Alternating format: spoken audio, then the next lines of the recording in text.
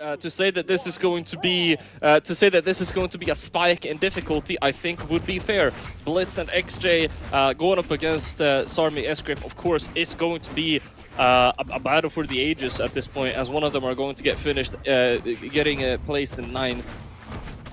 Yeah, we're going to get to see some Onyx here, which I'm sure we will see much more of later this weekend in the North American side of things, but there are still a handful of EU Onyxes coming in with this character that has kind of come out of meta in some of the other regions as well. You're exactly right. It's not going to be Onyx that falls first. It's going to be xJcoolJ on the Bryn.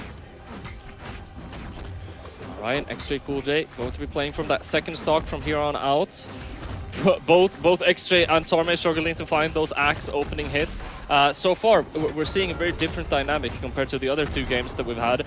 We're seeing a lot of traded hits. We're seeing not too much 2v2 setups. We're seeing a lot of interrupts. Both of these guys are really, I feel like, focusing on trying to disrupt their enemies as much as possible. Yeah, aside from xJ taking that early stock loss, it feels like it's mostly been like a turn-based game where like Blitz will hit a blue team member, and then a blue team member will hit Blitz, and then a blue team member will hit xJ, and then xJ hits a blue team member. And it's just like 1 for 1. You look in the top right of your screen, like everything is even except for the outlier of xJcoolJ, which means he's going to have to step things up as he gets hit by his teammate with that side air from his gauntlet sent over to the edge. Does find a KO there, see if he can get Sgrape. You saw that spot dodge come out from Sgrape, immediate retreat over to the wall so he could get away from his opponent. Yeah, and I think calling it turn-based is a really, really good way of putting it. And it also emphasizes whenever you miss a turn, whenever you have this turn-based kind of dynamic going on, the small mistakes you start getting punished for a lot harder, just because the margins are so small and both of the teams are playing so close to evenly, and we might see more of these outlier knockouts in the future too. I'm going to be keeping my eye on xJcoolJ, not just because he's on final stock, but like how he's going to play this final stock. Is he just kind of play defensively, which he's kind of doing right now, like he ran to the right side of the stage, while Blitz is just basically having to 2v1 here. xJcoolJ is not able to really do too much there. He's playing so defensively, so he doesn't take damage, so he doesn't lose that stock and put Blitz into the 1v2. Again, moving over to the right stage while Blitz is having to fight 2 blue team members. All right. So far, I mean, they've built themselves a very nice lead with full stock advantage across the board, and it's going to be Blitz going down first. xJcoolJ left to fend for himself in a 1 stock versus 4 stock situation. At this point, you're already thinking about game 2. Yeah, this is ultimately like if you're fighting Melania and you ended up like summoning someone and you're just gonna kind of off to the side while the summoning person fights Melania, does all the damage, and is doing all the work there, but then they end up, of course, taking all the damage and getting knocked out first. That's, of course, the role of Blitz here. And then xJcoolJ was just like, okay, he got knocked out first, even though I was put on final stock first, so now I have to fight the 1v2 that he was essentially fighting the entire game, and like there's nothing I can really do here. He only did 271 damage, caught 1 KO, so we just kind of have to wash our hands of that game and then go into the next game and kind of stay more on pace with his teammate Blitz. All right, and it looks like we are really taking a little bit of a thinker, a little bit of a thonker between these games. xJcoolJ is finally going to lock in on that Bryn, and I always think it's a really good sign whenever you lose that first game and you see someone really take a moment before you immediately lock in and start that second game.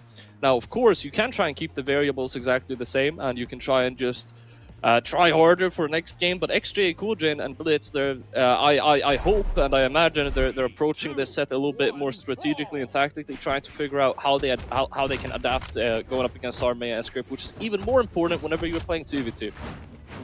We'll see if the blue team tries to focus on xJcoolJ. He was a little bit late to grabbing a weapon there. It was about 8 to 10 seconds into the game before he picked up that axe, but he didn't take too much damage right off the bat, so it's not like it's a big difference maker whatsoever. We're going to have 3 axes on the board right now as Blitz is going in with the gauntlets on this Chun-Li swap. All right. So far, we're having, yet again, a quite turn-based game. Sgrape able to pick up the axe. Recovery is quite large, though. Ooh. Blitz is not going to have enough to get back unless he gets the save. It's the bottom side of the neutral air. He maybe should have gone for the recovery, but I think he was hoping to pick the top side of the neutral air up, which would at least send in the upward direction where xJcoolJ needed to go. And in the attempt to get that save, they ended up both falling. It was a very rough start in the first game for this set, and now a very rough start to the second game as well. At least they have Sarme in the red. See if they can get this stock here. The great weapon toss from xJcoolJ just goes a little bit too low. Side recovery won't connect. Second recovery will, though. That's Sarme dropping down to their second stock, losing their very first one, and we're still very, very even out. But we're seeing already Sgrape. Sgrape is going for much larger commitments here in the second game than we saw before. He's starting to take some punishment here. So, same thing for Sarme as well. The health advantage is favoring the red team, at least at this point. Sarme, oh my gosh, sent off screen with that. Going deep. Oh, and the dare catches both of them? There.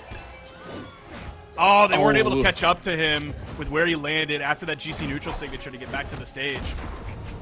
But Blitz is chasing. And see, this is what I mean with one tiny mistake whenever you're in this kind of almost turn-based format. xJcoolJ, all that took for them to just dominate the space was for xJcoolJ to press 3 buttons at a fairly decent timing.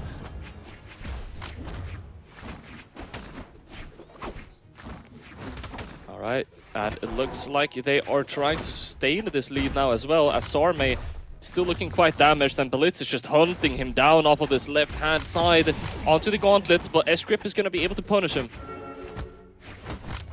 xJ having to fight the 1v2.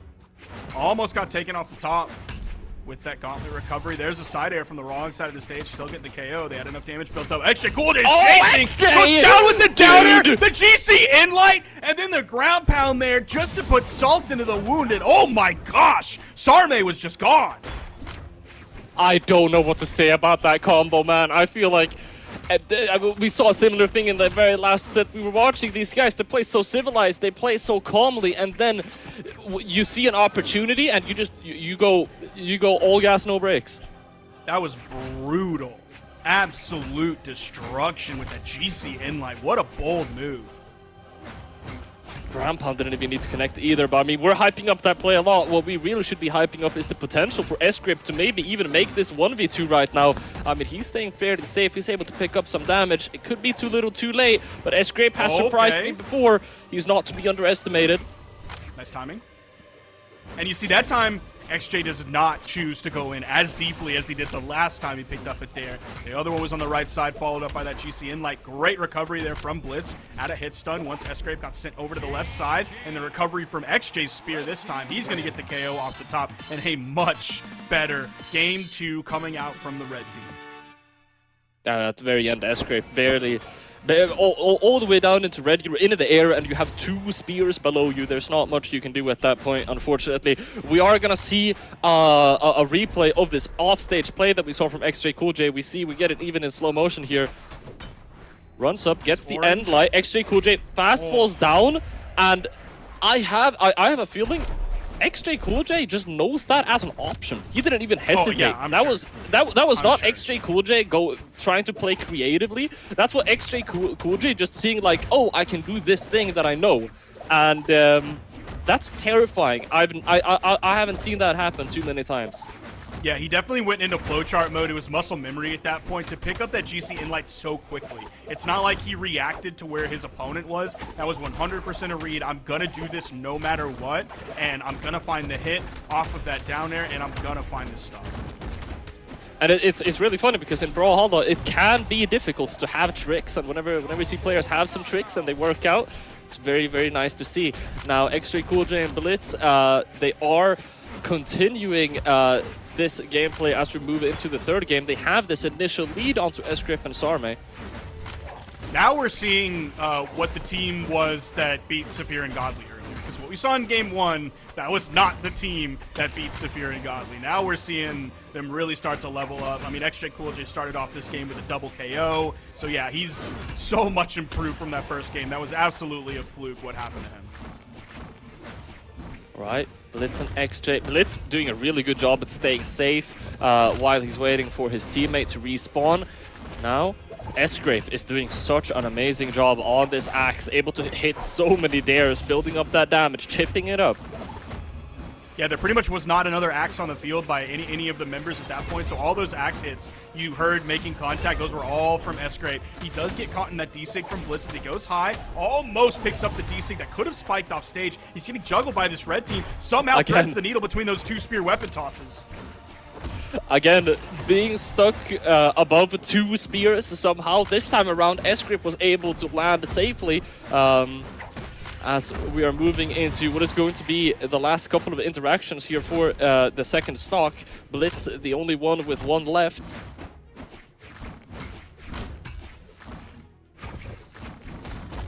So the question is the blue team really going to like focus on Blitz because he's the most damaged on the red team, or are they going to focus on xJcoolJ because he's the only one on final stock for the red team and then force Blitz into the potentially 2-stock 1v2? There's the recovery. Ends up coming out from xJ, hitting his teammate. Ooh, Sgrape goes for the GC sidelight the other direction. Now these kinds of situations are very dangerous because if Blitz gets knocked out, I mean, Sarme and Sgrape have a window of opportunity right here, right now, to get a 2v2 combo. But xJcoolJ doing a good job at not only staying safe, but dealing damage in the meanwhile. And that was a really tough follow-up for Sgrape to try and figure out because it came off of an axe neutral air from Sarme that doesn't... I don't know what just happened there. I'm going to have to hopefully see a replay of that. No idea. Momentum got interrupted somehow, probably with the weapon toss. But Sarme hit the axe neutral air, which is really tough to follow up on. Blitz coming in here completely fresh in the 1v2. Oh, he's getting stuck in the team combo, though. They had the axe unarmed team combo figured out and set up. Now, Blitz, all you need is 1 hit to either Sarme or Sgrape, but they just play so well. And this is why them choosing to go in on the edge against Blitz is so scary, because now Blitz is in the 1v2. Sarme's doing a great job, though. Blitz has not found a single hit. Does find the weapon here. Clash out, interrupting. And Light to just poke him off. Sarme able to pick up that side light, and you know he's looking for any kind of read. He won't need one, because the Sair is going to be enough. That's going to be 2-1 on the board for Sarme and Sgrape in what is at this point the most chaotic set, it feels like. Yeah, it was just all over the place at all times. The follow-ups were coming out flying from both sides. Man, that 2v1 combo that Sgrape and Sarme started off that last stock with of Blitz was fantastic. That's exactly what they needed to then put him in like defense mode so that Sarme could then be safe and follow up and not give Blitz like all the chances in the world to make these mistakes. That's why when you saw Sarme come in with the side light towards the end before he hit that final KO Sair, he didn't do anything. Like, he just hit the side light. He couldn't go for the GC into the read or anything like that, because then he would risk getting followed up on, getting counter punished, and getting knocked out because of that. So he just had to stop. He hit the side light and had to stop because there was no true combo follow-up. Yeah, sometimes you need to know when to hold them, and you gotta know when to fold them. And that was a very nice, very nice display of that.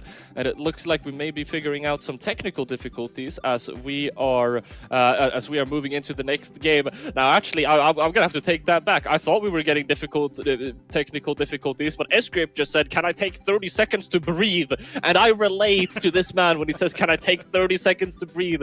Thank you, Sgrape, for keeping it real. Sometimes you gotta take 30 seconds to breathe before the games. Yeah, we're seeing positive emotes coming out in the lobby from both Sgrape and xJcoolJ. So it doesn't seem like, even though a lot is on the line between these two teams, the sportsmanship is on the table, which some people love to see. Now, mind you, this is also Sgrape being from Denmark and Blitz being from Finland. Being a Swede myself, I of course have a doctorate in the rivalry of the Nordic countries, and I can tell you that there's these guys. It probably didn't even cross their mind that they are Finnish and Danish, so there's actually not much of a rivalry at all. We're moving into the fourth game, and it's 2-1 on the board. Sarme and Sgrape have been playing super well, especially in the very last game, and this could really shake out any other way, Sparky. I can't tell. Is there beef between Scandinavian countries? Yes, but not Denmark, Finland. Not as far as I know. Okay. Worst one is Finland. Sorry, the worst one is Sweden, Denmark. Okay, I'll remember that. Oh, okay. No! He got pinballed! And into the axe recovery from Sarme, and then the sidelight, the double sidelight in the same direction from Blitz. At least that one didn't KO Sarme. He's going to juggle here. First the hit up on Blitz, then the down air onto xJcoolJ. Almost got hit by that onstage ground pound. All right, and Sarme is just throwing out recoveries left and right. Somehow it was Sgrape who got that knockout. I didn't see how that happened. Now, so far, xJ is the only man left with 3 stocks. I feel like I've been saying that quite some times this set. xJ's been doing a really good job at tanking. Yeah, he got knocked out in that very first set, or that very first game in the set, and it was like, okay, I took that personally, and wanted to make up for it in every single moment of every single game that came after. Yeah. All right, now we're back to some good old turn-based content. Blitz doing a really good job at interrupting after xJ whiffed that side signature, making sure he doesn't get stuck in any team combo. I'm looking for Sgrape to just find a hit, because he really hasn't hardly found anything. He found like a weapon toss, it seems like, for 20 to 25 seconds. And he was searching, man. He was just whiffing quite a bit. Oh, almost got that perfect nair serve up into Sarme's neutral light. I mean, that's the thing. Whenever the set is all over the place, sometimes it's high pace, sometimes it's a slow pace. There's going to be moments where you are the star of the show, and there's going to be moments where you're going to have you need to let your teammate be the star of the show. And Sarme and Sgrape, they've been able to synergize with each other really well in that sense. You're talking about xJcoolJ's survivability this game. Same thing goes for Sarme, or Sgrape, sorry, on the blue team, as he's the one, just as he gets knocked out. Let's see if they can find this return stock onto xJ. Trade out 1 for 1. Sgrape coming in, he's going to be looking for a weapon, does hit the unarmed recovery, tries to follow up with another one. Here comes that weapon spawn. Is he going to be able to grab it? Finally, he gets it. He's taking like 3 hits, though. The double sidelight into the double D-light. Great interruption from Sarme, giving Sgrape the time to hit the gauntlet recovery and get the KO on xJcoolJ off the top. The amount of trust that they have for each other, because Sgrape was so quick on that gauntlet recovery. I can only imagine he expected Sarme to save him out of that situation. Very, very impressive play coming out from them. But we are approaching the very last couple of hits here in what could be the tournament game for Blitz and xJcoolJ. Oh, barely any options. xJ with a really clutch save, though. Side air from Sarme, setting up the edge guard. Okay, the gauntlet toss nice from Blitz. Sgrape in the 1v2. Everybody is pretty damaged. Nobody's in like quite KO damage yet. You'd have to find like the right move in the right place, as opposed to any KO move almost from anywhere. The bounce pass coming out. There's the neutral light just barely sitting off screen. He goes low to avoid the harpoon toss. And light comes out, barely any options. Blitz was left to fight on that offstage, but Sgrape gets back up, goes all the way up there with a GCD light, and we're going to game 5. That's xJcoolJ picking up 4 KOs and 554 damage, doing most of the work that game. On the other side, they kind of split the KOs right down the middle, 2 and 2. Unfortunately, there was that one accident in the very beginning from Sarme onto Sgrape, where Sgrape got pinballed into the axe recovery from Sarme. If that didn't happen, we could have had a very different ending to that game. We are going to game 5 nonetheless, though, and Sarme Sgrape really making Blitz and xJ struggle here. Now it would be insane if they were able to take them down, considering Blitz and xJ have been able to beat Sapphire Godly in the tournament. We're seeing some insane storylines shaking out right now, and this one last game is going to be deterministic. Man, we've seen so much small Fortress of Lions coming out from EU today compared to like what we saw in Southeast Asia yesterday, where it was a lot of APOC and then Demon Island, and then here we've seen some APOC and then mostly small Fortress of Lions from these teams.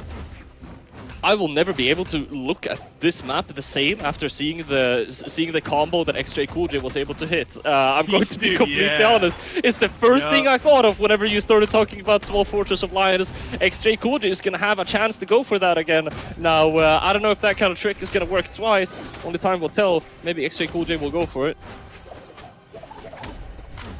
Ooh, Sarme went for the DC, got interrupted.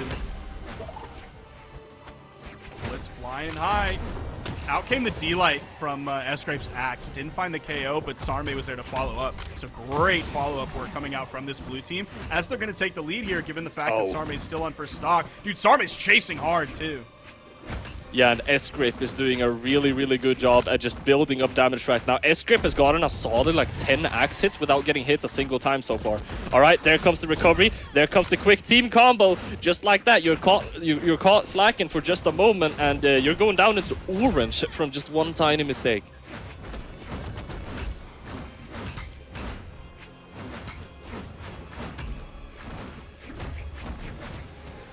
All right.